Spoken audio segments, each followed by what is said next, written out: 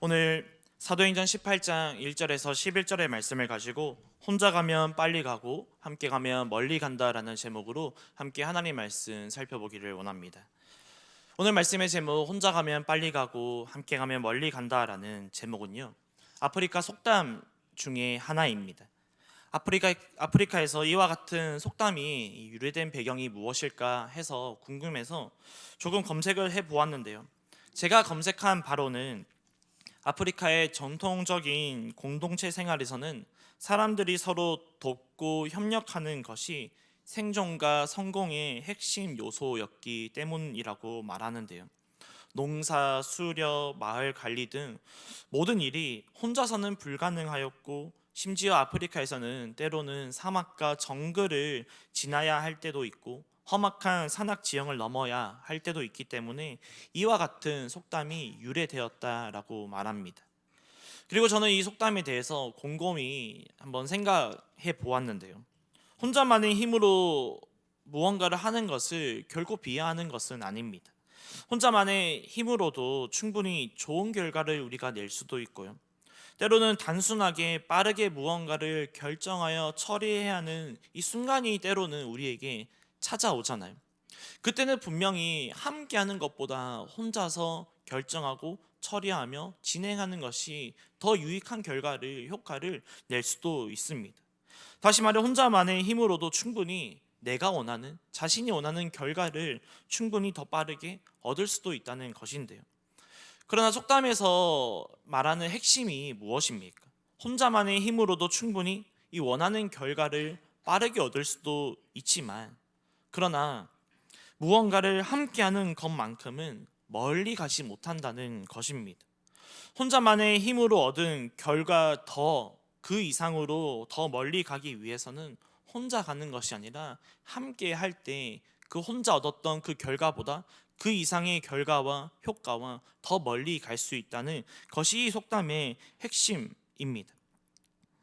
오늘 말씀을 이와 같은 속담으로 시작한 데에는 이유가 있는데요. 하나님께서도 사람을 결코 혼자 두시지 않으셨습니다. 아담이 혼자 있음을 보시고 하나님께서 이 아담 곁에 하와를 붙여 주시고요. 이처럼 하나님께서도 항상 말씀하시기를 혼자보다는 함께의 이 중요성을 말씀하셨습니다. 전도서 말씀에서 하나님께서 다음과 같이 말씀하시는데요. 전도서 4장 9절에서 12절까지의 말씀인데 함께 읽어보도록 하겠습니다. 9절의 말씀입니다. 두 사람이 한 사람보다 나음은 그들이 수고함으로 좋은 상을 얻을 것임이라. 혹시 그들이 넘어지며 하나가 그 동물을 붙들어 일으켜 홀로 있어 넘어지고 붙들어 일으킬 자가 없는 자에게는 화가 있으리라.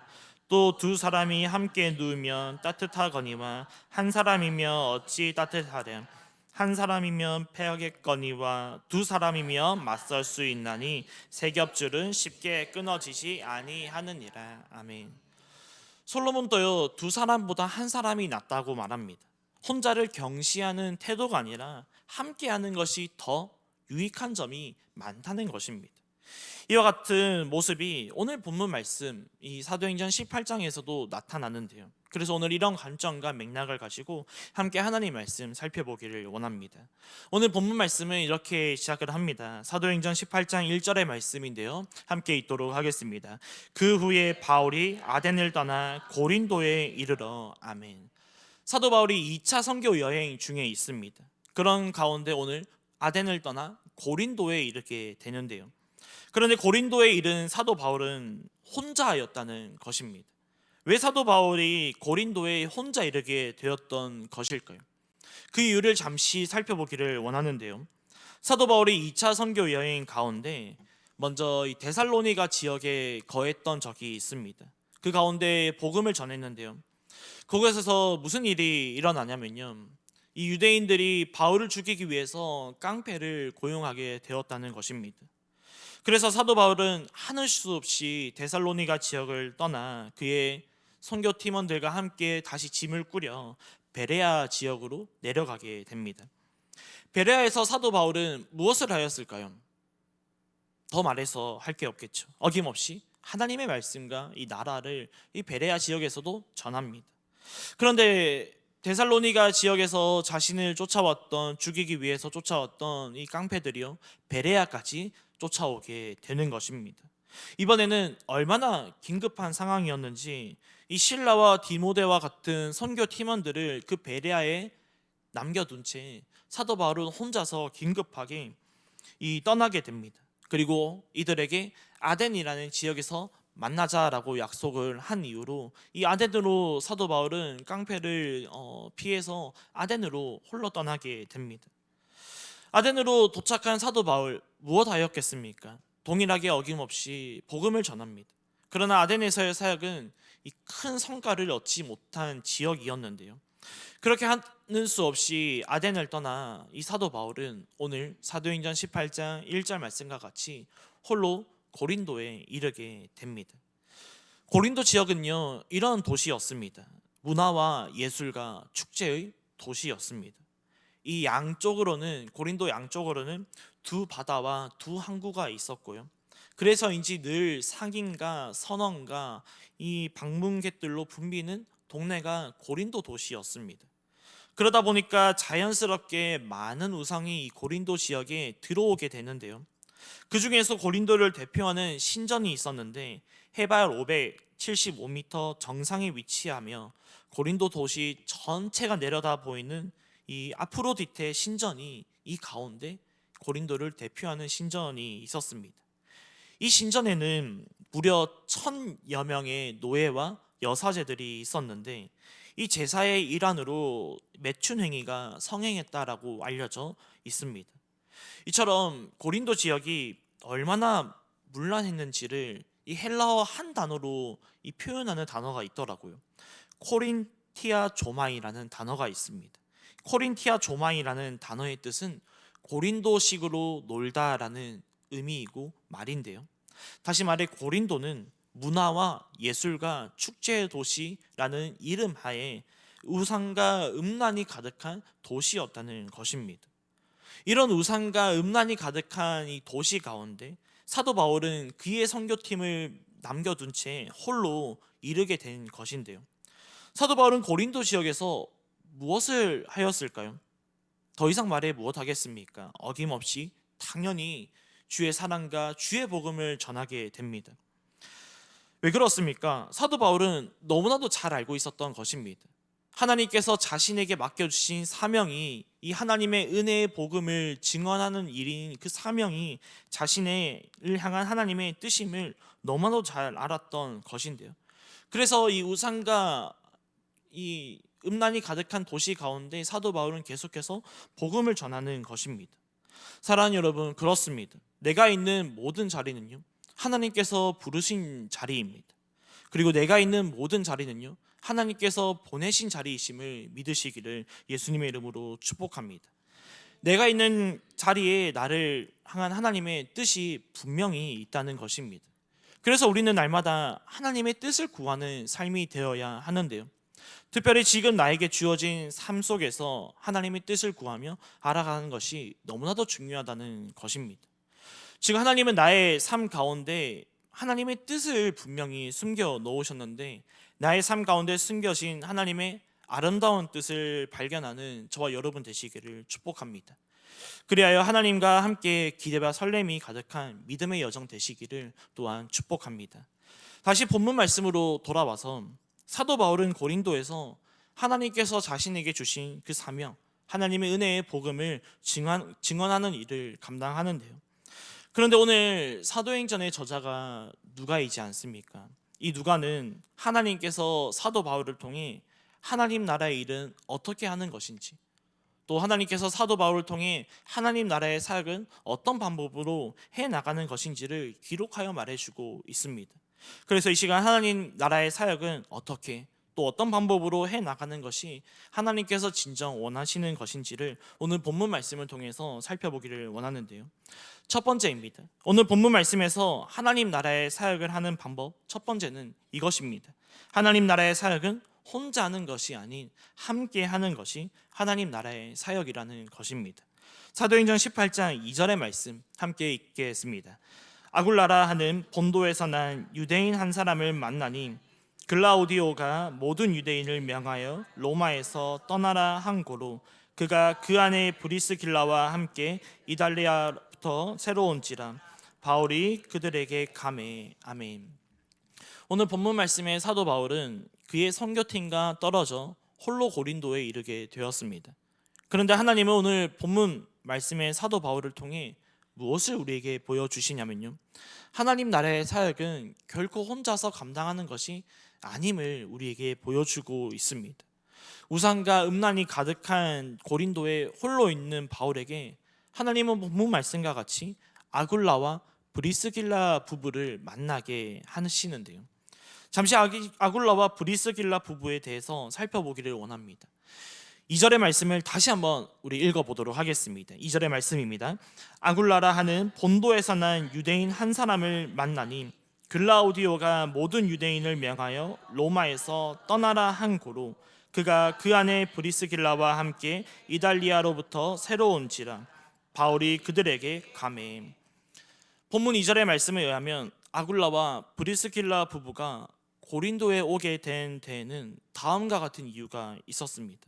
로마의 글라우디오 대왕이 모든 유대인들을 로마에서 추방하는 칙령을 내렸기 때문인데요, 글라우디오 대왕이 로마에서 유대인들을 왜 추방했냐면요, 로마 자료에서 따르면 다음과 같이 기록하고 있습니다. 로마 지역에 사는 크레스투스를 따르는 사람들에 의해 일어난 그 난동, 소동 때문이었습니다. 그래서 하는 수 없이 글라우디오 대왕은 이 크레스투스를 따르는 사람들을 로마에서 추방하는 칙령을 내렸다는 것입니다.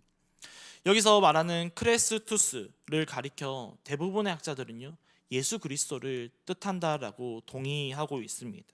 다시 말해 로마에서도 이미 예수를 믿는 자들이 존재했다는 것입니다. 아직 사도 바울이 로마에 이르지 않았거든요. 그럼에도 로마에는 어떤 일인지 어떤 이유에서인지 정확히 알 수는 없지만 이미 로마에도 예수를 믿는 자들이 존재했다는 것입니다. 그리고 복음이 들어가는 곳은 어떻게 되었습니까? 복음으로 말미암아 천하가 어지럽게 되었습니다. 이와 같은 공식이 로마에서도 동일하게 적용된 것인데요, 로마에 어떻게 예수를 믿는 자들이 생겨났는지 우리는 정확히 알 수 없으나 예수 그리스도의 증인된 이들의 삶을 통해 이 로마가 어지럽게 되었던 것인데요, 그래서 로마의 글라우디오 대왕은 이들을 추방하는 칙령을 내릴 수밖에 없었다는 것입니다. 즉 오늘 본문 말씀에 등장하는 아굴라와 브리스길라 부부는 로마에서 예수 그리스도를 믿는다는 이유로 로마에서 추방당하여 오늘 고린도에 이르게 된 것인데요, 보편적으로 이 시기를 주후 49년이라고 하는데 이후 얼마 지나지 않아 50년 초에 사도 바울이 오늘 본문 말씀과 같이 고린도에 이르게 된 것입니다. 무슨 말입니까? 비록 사도 바울이 그의 일행들과 떨어져 홀로 고린도에 이르게 되었지만 이 모든 것이 하나님의 부르심이었고 하나님의 보내심이었다는 것입니다. 하나님은 바울이 결코 하나님 나라의 사역에 있어서 혼자 하도록 내버려 두시지 않으셨습니다. 우상과 음란이 가득한 도시에서 바울에게 또 다른 믿음의 동력자 아굴라와 브리스길라 부부를 만나게 하시어 또 이들의 만남을 통해 고린도 땅에 놀라운 하나님 나라가 전해지도록 하나님께서 모든 것을 인도하셨다라는 것을 우리가 1절과 2절의 말씀을 통해서 하나님은 우리에게 보여주고 있는 것입니다.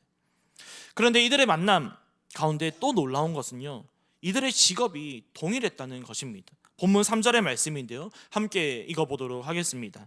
생업이 같으므로 함께 살며 일을 하니 그 생업은 천막을 만드는 것이더라. 아멘. 바울과 아굴라와 브리스길라는 모두 천막을 만드는 직업을 가진 사람들이었습니다. 그래서 아굴라와 이 브리스길라가 바울보다 먼저 도착하여서 고린도에서 이 천막 만드는 직업으로 자리를 잡았던 것 같습니다. 그리고 바울을 만나고요, 바울에게 이 부부는 생업할 기회를 제공하게 됩니다. 그리고 바울과 함께 하나님 나라의 일도 동역하게 되는 것입니다. 그렇게 홀로 고린도에 이른 바울은 하나님께서 허락하신 새로운 만남과 동시에 계속해서 고린도에서도 하나님의 은혜의 복음을 증언하는 일을, 이 사명을 감당할 수 있게 되었던 것인데요. 사랑하는 여러분, 오늘 본문 말씀에 등장하는 아굴라와 브리스길라 부부는요, 훗날 사도 바울에게 있어서 너무나도 중요한 하나님 나라의 동력자가 되어 하나님 나라의 귀한 일꾼으로 쓰임받게 되었다는 것입니다. 로마서 16장 3절과 4절의 말씀에서 이 바울은 이 부부를 다시 한번 언급하는데요, 함께 우리 로마서 16장 3절과 4절 읽어보도록 하겠습니다. 너희는 그리스도 예수 안에서 나의 동력자들인 브리스가와 아굴라에게 문안하라. 그들은 내 목숨을 위하여 자기들의 목까지도 내놓았나니 나뿐 아니라 이방인의 모든 교회도 그들에게 감사하느니라. 아멘. 이처럼 아굴라와 브리스길라 부부 그리고 사도 바울은 하나님 나라를 위해서 이제는 서로가 더 이상 없어서는 안 될 영적인 믿음의 동력자가 되었다는 것입니다. 사랑하는 여러분, 이처럼 하나님은 하나님 나라의 사역에 있어서 절대 혼자서 감당하도록 허락하지 않으신다는 것입니다. 예수님께서도 공생의 사역을 본격적으로 시작하실 때요, 가장 먼저 무엇을 하셨습니까? 12제자들을 부르시고 12제자를 세우시고요, 그리고 12제자들을 이제 세상으로 보내실 때 혼자 보내시지 않으시고 2명씩 짝을 지어 세상으로 보내셨고요, 그리고 예수님께서 70인을 세워 또 세상으로 보내실 때 이 70인들도 동일하게 2명씩 짝을 지어 세상에 가서 복음을 전하도록 예수님께서 하셨습니다. 예수님은 왜 이렇게 하나님 나라의 사역에 있어서 팀을 꾸려서 이렇게 보내셨던 것일까요? 이것이 하나님 나라의 사역에 있어서 기본적인 원초적인 원리이기 때문입니다. 이와 같이 내가 누군가를 만난다는 것은요, 하나님의 인도하심 가운데 우리의 만남이 일어난다는 것을 믿으시기를 예수님의 이름으로 축복합니다. 하나님은 오늘 지금 이 순간 또 나에게 만남을 허락하셨는데요, 오늘 사도 바울이 아굴라와 브리스길라 부부를 만난 것과 같이 내가 속한 교회, 또 내가 속한 공동체에서 믿음의 동력자들을 많이 만나시는 저와 여러분 되시기를 축복합니다. 그리고 이런 만남의 축복을 위해 간절하게 하나님의 은혜를 구하는 저와 여러분 되시기를 축복합니다. 그런가 하면 두 번째입니다. 오늘 본문 말씀에서 하나님 나라의 사역을 하는 방법 두 번째는 이것입니다. 하나님 나라의 사역은 오직 하나님이 주시는 힘으로 하는 것입니다. 사도행전 18장 9절과 10절의 말씀인데요, 함께 읽어보도록 하겠습니다. 밤에 주께서 환상 가운데 바울에게 말씀하시되 두려워하지 말며 침묵하지 말고 말하라. 내가 너와 함께 있음에 어떤 사람도 너를 대적하여 해롭게 할 자가 없을 것이니 이는 이 성중에 내 백성이 많음이라 하시더라. 아멘. 하나님은 어느 날 밤 환상 가운데 바울에게 직접 말씀하시는데요, 두려워하지 말라, 침묵하지 말라, 그리고 말하라. 내가 너와 함께 있다. 오늘 예배의 시간 이런 하나님의 음성 들으시는 저와 여러분 되시기를 축복합니다. 사랑하는 여러분, 하나님의 음성이 무엇입니까? 하나님의 음성은 우리가 하는 단순한 말처럼 그런 말이 아닙니다. 히브리서 기자는 하나님의 말씀을 다음과 같이 믿음으로 선포하는데요, 히브리서 4장 12절의 말씀입니다. 함께 믿음으로 읽도록 하겠습니다.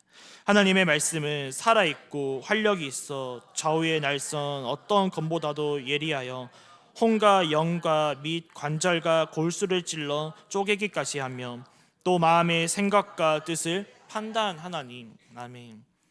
그렇습니다. 하나님의 말씀은 사람의 마음과 영혼을 변화시키고 꿰뚫을 수 있는 유일하고 강력한 능력의 말씀임을 믿으시기를 축복합니다. 성경은 가장 먼저 어떻게 시작합니까? 가장 먼저 하나님의 말씀의 능력을 선포하는 것으로 찬양하는데요, 하나님이 이르시되 빛이 있으라 하시니 빛이 있었고, 이것이 하나님 말씀의 능력입니다.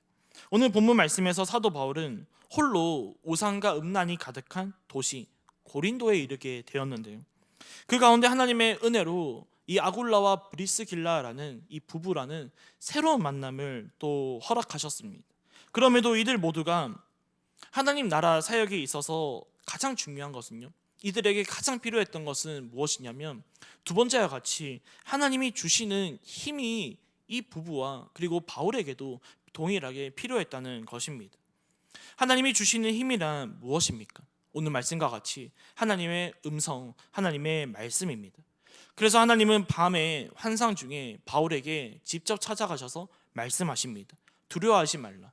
침묵하지 말고 말하라. 내가 너와 함께 있다. 무슨 말입니까? 홀로 고린도에 있는 사도 바울에게도요, 두려움이 있었다는 것입니다. 홀로 고린도에 이르게 된 사도 바울의 마음에도 망설임이 있었다는 것입니다.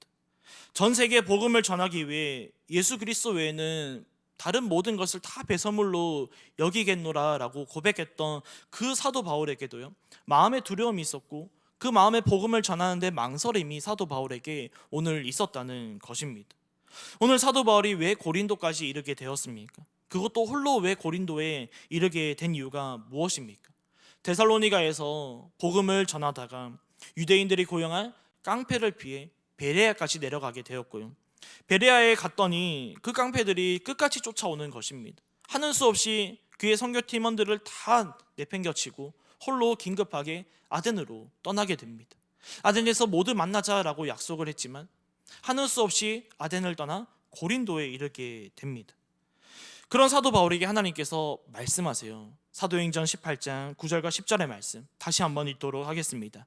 밤에 주께서 환상 가운데 바울에게 말씀하시되 두려워하지 말며 침묵하지 말고 말하라. 내가 너와 함께 있음에 어떤 사람도 너를 대적하여 해롭게 할 자가 없을 것이니 이는 이 성중에 내 백성이 많음이라 하시더라. 아멘. 이처럼 하나님 나라의 사역은요, 사람의 마음에서 우러나오는 열정과 열심과 힘으로는 하는 것이 아닙니다. 신약 시대에 있어서 하나님 나라에 가장 귀하게 쓰임 받았다라고 말할 수 있는 사도 바울에게도 마음의 두려움이 있었습니다. 그 사도 바울도 복음을 전하는데 망설임이 있었던 것입니다. 다시 말해 사도 바울에게도요, 한계가 있었던 것인데요, 그러나 하나님께서 주시는 힘을 공급받으면요, 하나님의 음성을 듣게 되고 하나님의 말씀에 임하게 되면요, 다음과 같이 되는데요, 제가 가장 좋아하고 아끼는 찬송가 370장입니다. 2절에서 이렇게 고백하는데요, 그 두려움이 변하여 내 기도 되었고 전날의 한숨 변하여 내 노래 되었네. 또 3절에서 이렇게 고백합니다. 내 주는 자비하셔서 늘 함께 계시고 내 궁핍함을 아시고 늘 채워주시네. 그리고 후렴에서는 어떻게 고백합니까? 주님을 찬송하면서 할렐루야 할렐루야 내 앞길 멀고 해도 나 주님만 따라가리. 그렇습니다. 하나님 나라의 사역은 우리가 가진 힘과 능력과 경험으로 하는 것이 아닙니다. 우리가 가진 것에는요, 아무리 많이 가졌다 해도 그것에는 한계가 있기 마련인데요, 하나님 나라의 사역은 오직 이처럼 하나님께서 공급해 주시는 힘으로 하는 것임을 믿으시기를 축복합니다. 하나님께서 주시는 힘이란 무엇이었습니까? 하나님의 음성을 듣는 것이고요, 하나님의 말씀에 더 가까이 나아가는 것입니다. 그리할 때 우리는 강하고 담대하게 나에게 맡겨진, 또 우리에게 맡겨진 하나님 나라의 귀한 사명을 감당할 수 있을 줄 믿습니다. 말씀을 맺습니다. 서두에서 함께 나누었듯이 함께 가는 것보다 혼자 가는 것이 분명 빠를지도 모릅니다. 그러나 혼자 빨리 가는 것도 중요할 수도 있지만 때로는 하나님께서 우리에게 정말 원하시는 것은요, 우리가 조금 느리고 더딜지라도 함께 더 멀리 가는 것을 원하고 바라고 하나님께서 기뻐하신다는 것입니다. 오늘 우리는 우상과 음란이 가득한 고린도 도심 한복판에 홀로 이르게 된 사도 바울을 살펴보았습니다. 그리고 말씀을 준비하면서 사도 바울의 이 모습에 저를 대입하여 계속해서 상상해 보는 것인데요. 홀로 우상과 음란이 가득한 도심, 이 고린도 도시 한복판에 이르게 된 것이 사도 바울이 아니라 만약 오늘날 나였더라면, 저였더라면 과연 저는 어땠을까? 사도 바울보다 더했으면 더했지 동일하게 두려움과 망설임과 좌절로 인해 다시 고향으로 내려갔을 것 같습니다. 사랑하는 여러분, 고린도에 홀로 잃은 사도 바울은 매우 지쳐 있습니다. 외로이 있는 상태였습니다. 그 누구보다 열심을 다하여 하나님 나라를 위해, 하나님 나라를 향해 전력 질주한 사도 바울이었습니다. 그런 사도 바울의 에너지가 오늘 다 소진되어 두려움과 망설임에 휩싸여 있는 것인데요. 홀로 외로이 모든 에너지가 소진된 사도 바울에게 하나님께서 찾아가십니다. 그리고 사도 바울의 삶을 선하시게 인도하시는데요.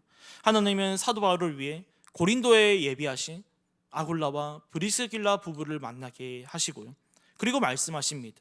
혼자 빨리 가려고 하지 말고 믿음의 동력자들과 함께 다시 힘을 합쳐 더욱더 지금보다 멀리 가라. 그리고 무엇보다 지쳐있고 두려움과 망설임이 있는 사도 바울에게 하나님께서 귀한 음성을 들려주십니다. 강력한 하나님의 말씀이 사도 바울에게 임하자 사도 바울은 다시 한번 일어나 자신에게 맡겨진 하나님의 은혜의 복음을 증언하는 일에 감당하게 됩니다. 사랑하는 여러분, 그렇습니다. 하나님 나라의 사역은요, 혼자 하는 것이 아닙니다. 혼자 빨리 가는 것이 중요했더라면 하나님은 저와 여러분을 이곳에 부르시지 않으셨을 것입니다. 예수님께서도 12 제자들 부르시고 세우실 이유가 전혀 없었을 것입니다. 그럼에도 하나님께서 저와 여러분을 부르시고 오늘 연희예수 가족 공동체로 부르신 이유는 무엇입니까? 이것이 하나님 나라의 사역에 있어서 원리 나는 것입니다. 그뿐만 아니라 우리가 하루하루의 삶을 살아가는 이 인생에 있어서도 동일하게 적용이 되고 감당해야 하는 이 삶의 공식이라는 원리라는 것입니다. 그래서 우리는 기억하고 또 감사해야 하는데요. 지금 내가 속한 교회, 그리고 내가 지금 속한 이 공동체, 그리고 지금 나와 함께 지금 내 옆에 있는 믿음의 동력자들은 하나님께서 나에게 붙여주신 너무나도 존귀한 자들이라는 것입니다. 뿐만 아니라 때로는 두려움과 망설임과 좌절로 넘어져 있을 때에도 전능하신 하나님, 강하신 하나님께서 우리와 함께 하신다는 것인데요. 그 이유가 무엇입니까? 믿음의 동력자들과 함께 하나님의 말씀에 힘을 공급받아 하나님과 함께 더욱더 멀리 가자는 이 하나님의 마음이고 하나님의 뜻임을 믿으시는 저와 여러분 되시기를 예수님의 이름으로 축복합니다.